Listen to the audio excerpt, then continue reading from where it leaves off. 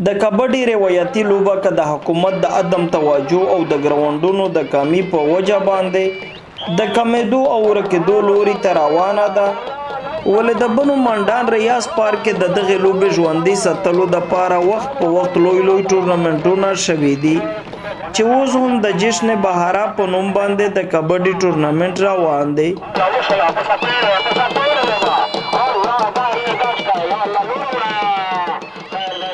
د کبډي لوبې د کتلو دپاره نه یوازې د بنو او خوشا سیمونه بشمیره خلک را درومي،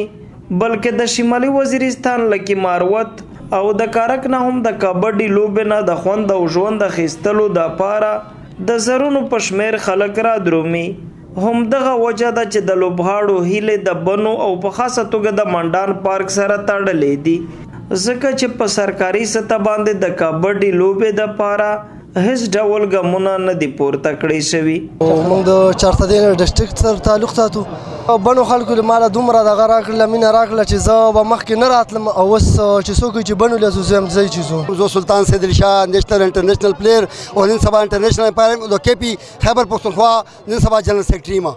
مونږ چې دې پیدا شوي نو دا کبډی زموږ په فطرت کې راغلی دی الحمدلله او دې لپاره مونږ چې هر څه کېږي مونږ انشاءالله هغه کار به مونږ والا کوو انشاءالله مخکې هم کړي دي بیا به هم کوو بیا به هم کوو. دې لوبې سره زموږ عشق دی دا لوبه څنګه چې دنیا کې مخکې شوس انشاءالله خیبر پښتونخوا کې به مخکې کېږي انشاءالله. میر د پاکستان کبډي فیډریشن عہدیداروں نے دا درخواست چې څرنګه ملک ریاض د کبډي ته ترقی ورکړي داسې د دې هم توجه ورکړي او د پلیارونو مخ روزي. خو زموږ سره مسایل دي او پنجاب سره وسایل دي.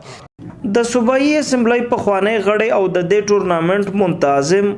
ملک ریاض خان د 13 کالونو راهیسې بنو کې په خپلو مرستو باندې پرلپسې د کبډي ټورنامنټونه را جوړوي چې هدف یې خلکو ته تفریح ورکول او د کبډي لوبه ژوندۍ ساتل دي. یو صوبایي سطح باندې کوم یو 14 اگست باندې کوم او یو دا جشن بهارا دا مې دغه کال نه شروع کو. موږ د کېل مقصد دی چې دا کېل ژوندی وي او مخ ته روانې او کلاړیان جذبه اخلي. د ما په کېل په وجه کلاړیان لګیا دي پیدا کېږي کنې دا کېل ختم شوی دی خلکو ډېرې ضلع کې ختم کړی دی. منډان پارک ګراوند کې د تماشبینو نه په اسانۍ سره دا اندازه لګولی شي چې کبډي بنو کې د بلې هرې یوې لوبې نه زیات مینوال لري، ولې د حیرانۍ خبره دا ده چې حکومت بیا هم د لوبې ته هیڅ پاملرنه نه ده کړې. د کیمرامین افتاب خان سره